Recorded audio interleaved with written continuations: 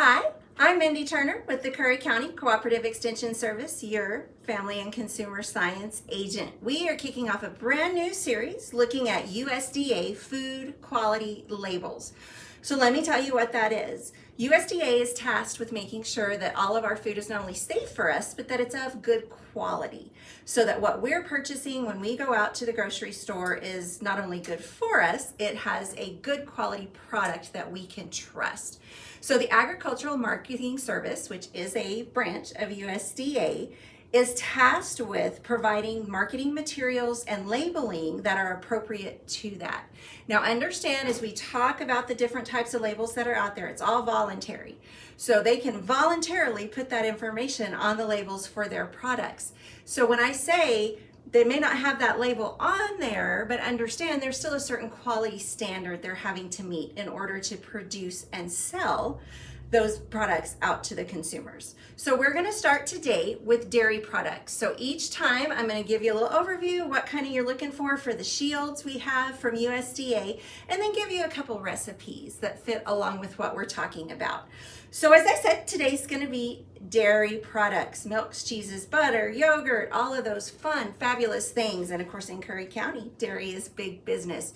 So it's important to know and understand as we talk about how USDA regulates all of that. So what you're gonna look for when you look on those labels, we have these specific shields, and hopefully you guys can see these.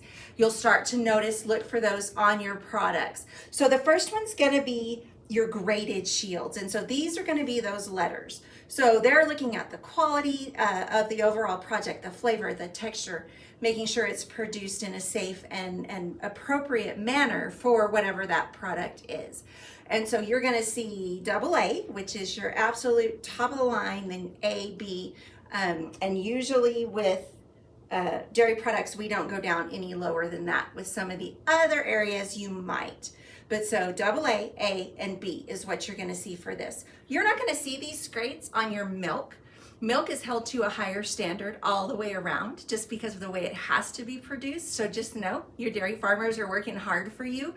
Anything that you're purchasing milk in the store is gonna be that A grade. So you don't have to have that one necessarily labeled for you. Then we have what's called the US extra grade. It's still the shield, it has the information on there. But these are going to be things like non-fat dry milk or bulk American cheeses, those kind of things that you're going to see in the store.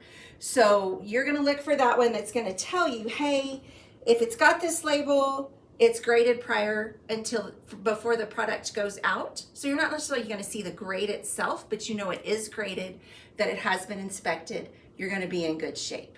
Okay, and then finally, we have what we call quality approved. And that quality approved shield you're gonna see on things that don't have a grade standard. So specialty cheeses or margarine, things like that that are put out into the store that are still dairy products. They're from a dairy base, but there's not a set specific standard right now for how that can be graded. So they check the quality, again, it's checked before it's ever packaged and put out to the public. So those are the things you're going to want to look for related to your dairy products. So a couple of fun, simple recipes that I wanted to share with you. Something a little different.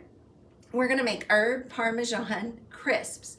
So what this is it's just Parmesan cheese. And so what I have here, I have some finely shredded, and then I have the shaved, because that's what I could get when I went. I was looking for just the larger graded, and they didn't have any.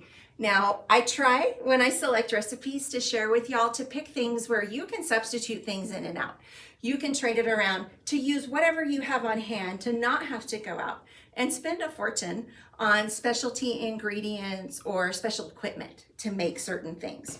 So all you do with this, and again, that's all that's in here, is Parmesan cheese. You can purchase the fresh and grate it yourself. I purchased what was already grated.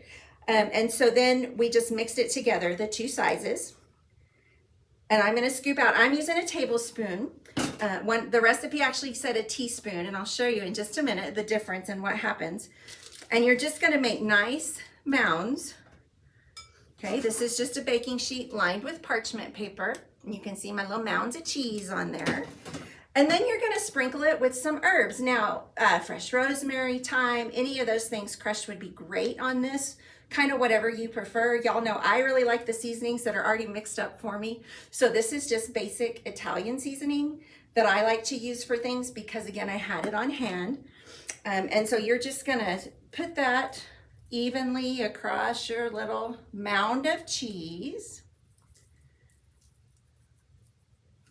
Okay. So that we have our little mounds of cheese with our herbs on top. And then we are going to pop that into the oven at 400 degrees for about 8 minutes. Okay, and when you take it out, what you're gonna have are these nice crisps. Almost, it's like a cracker or a cookie, okay, but it's a cheese base. So I did, okay, this is a teaspoon size, this is a tablespoon size. So depending on what you're gonna use them for, you know, these would be great with even just like a marinara dip or something to go along with your spaghetti, something along those lines.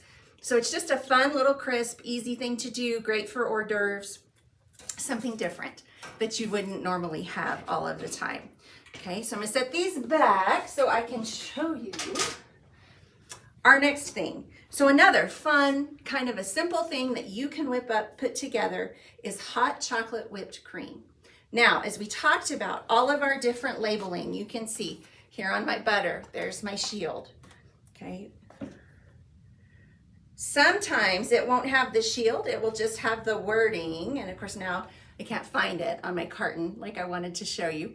But we have all of these different types of products. So heavy whipping cream, that's all this is. And I've taken it, what you're gonna do is you're gonna whip it on high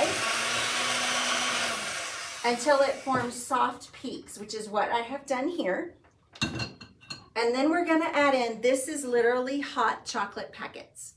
Okay, this is 2, you can do 2 to 4, depending on how chocolatey you want it to be. There's such a variety now of types of hot chocolate already flavored that you can purchase. You could make this any type of flavor. There's a salted caramel, there's just milk chocolate. What we're gonna use right now is the dark chocolate. Okay, and you can add, if you prefer, you can also add a little bit of vanilla to this to give it that extra flavor. So we're just gonna pop that in there. You can see I've got my glass bowl, my mixers, and I'm gonna whip it some more.